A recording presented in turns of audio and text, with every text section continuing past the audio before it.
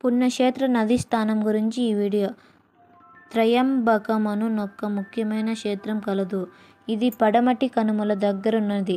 అక్కడ పవిత్ర గోదావరి నది జన్మించినది. గౌతముడు తన గోహత్య దోషమును పోగొట్టుకొనుట ఇక్కడే ఈశ్వరుని గురించి ఘోర తపస్సు చేసి గోహత్య జరిగిన ప్రాంతమున మీదుగా గోదావరిని ప్రవహింపజేసినాడు.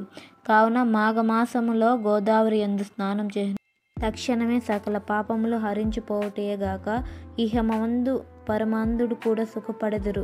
మన దేశంలో ఎన్నో నదులున్నవి.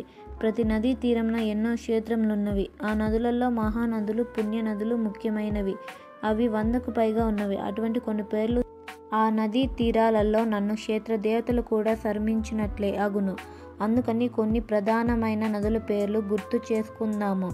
నందిని, మందాకిని, నళిని, త్రామపర్లి, భీమరది, గంగా, యమున, వేత్రవతి, పంపనది, కృష్ణవేణి, మహేంద్ర, తనయ, గోదావరి, నర్మద మొదలైనవి మహానదులు.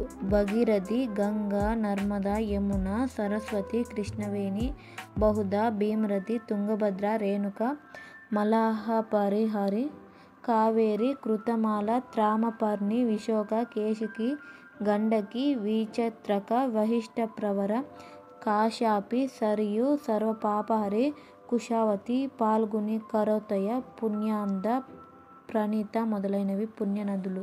మహానదులు చిరకాలం నుండి ప్రవహించినవి. పుణ్యనదులు మహాత్ముల ప్రయత్నంతో